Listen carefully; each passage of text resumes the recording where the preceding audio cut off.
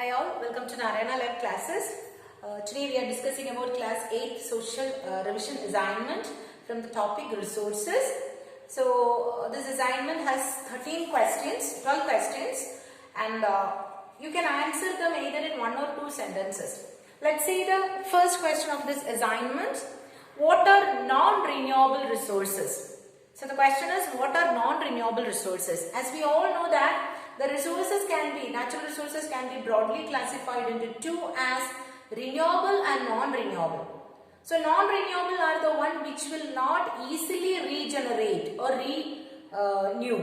They are called as non-renewable resources. So we can say that non-renewable resources are those which have a limited stock. So the resources which have a limited stock can be called as non-renewable resources because it takes a long time to get. When we are using it will get reduced. So the resources which are limited in stock. The resources which are limited in stock are called as non-renewable resources. We'll see the next question. What are natural resources? So the resources that are drawn from nature and used without much modification are called as natural resources. So we can write the answer as available in nature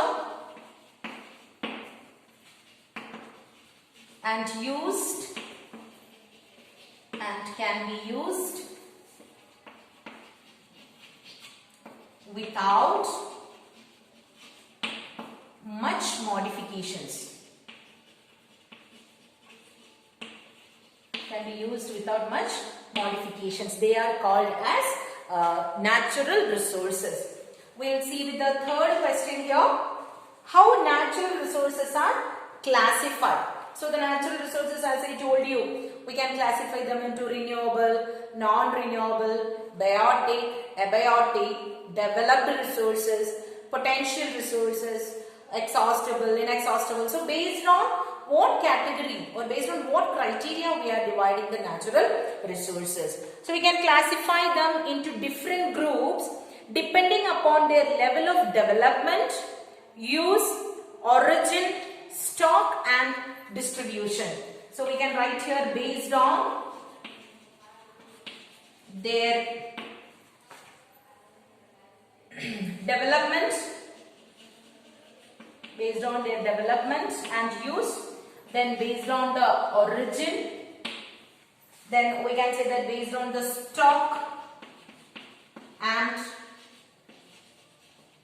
distribution.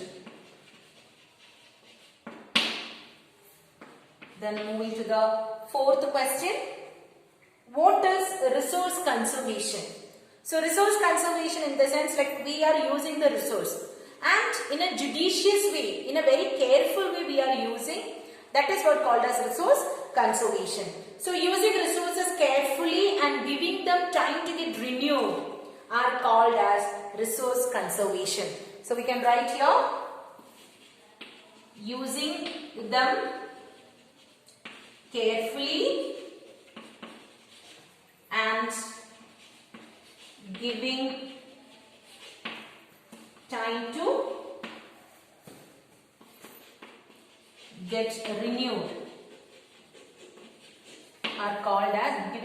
get renewed are called as resource conservation. Right? Now we can go with the fifth question here. We can see the fifth question. How resources are classified according to their development and use. So according to the development, according to how they formed and how they are used, based on that we can divide them into potential and actual resources. So we can write the answer here as based on the development and use, we can divide them as potential and actual resources. Let's see the sixth question here. Differentiate between ubiquitous and localized resources. So ubiquitous resources in the sense which are found everywhere. And the term localized itself says that it is only found in a particular locality. So we can write the answer here as ubiquitous.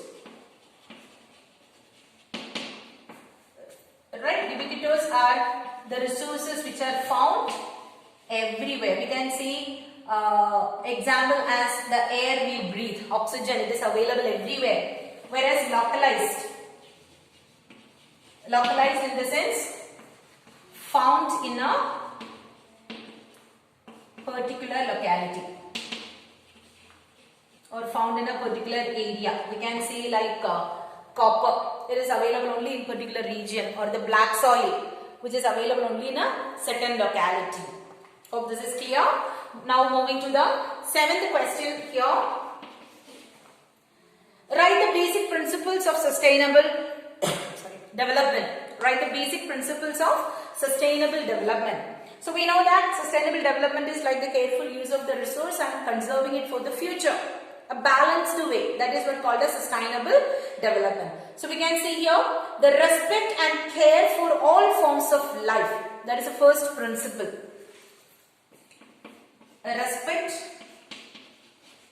and care for all forms of life, whatever it is, whichever form it is, all forms of life will be respected and cared. Improve the quality of human life. Improve the quality of human life.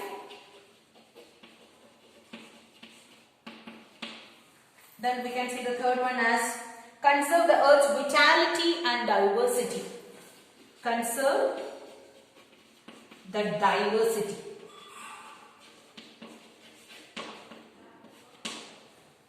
These all can be considered as the principles of or sustainable development. Now moving to the 8th question. I am writing here the 8th question. Give 3 examples of abiotic resources. Abiotic resources, we know that it is a kind of natural resource which is formed on the basis of its origin. So the non-living things are called as abiotic things or abiotic resources. So we can see the answer here as air, land and soil. They are non-living things. Air, land and the soil. That is the answer. Let's see the 9th question here. Why certain renewable resources need to be used judiciously? Why we should use the resources in a judicious way? Because they are unlimited. We have unlimited renewable resources like water. We have unlimited. But because of the sunlight or something, it is getting dried up.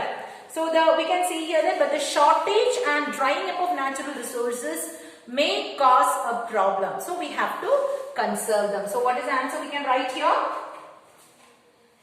Careless use may reduce the content. Right? Careless use may reduce the content. So what we have to do? We have to use them judiciously. Now we can go with the 10th question here. I'm just writing the 10th question over here. What do you mean by sustainable development? We have already marked what is sustainable development. So sustainable development is the use of resources in a careful way. That is a balancing of the use of resource and conserving. Right? The balanced use of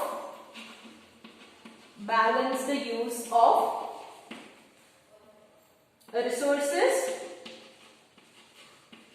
and conserving. That is what called as sustainable development. Right? Now we can move with the 11th question here. So the 11th question is, what do you understand by the word utility? What is the term meant by utility? So we can see here that if a substance is useful, we can say that it has a utility. So I am writing here, if a substance can be used in any way. If a substance can be used in any way, it has a utility. has a utility. We'll see the last question over here. The last question of the assignment. What is patent? Right, as I told you there in the part, there is like what one statement says that if the grandmother's medicines are patented, it will have an economic value. So what is that patent means? It is an exclusive right over any idea or invention, right? An exclusive right over any idea or invention. That is what we call as patent. So these are the questions. Do it thoroughly, then read the chapter. It will be easy for you to attend the exam. Thank you all. Have a good day.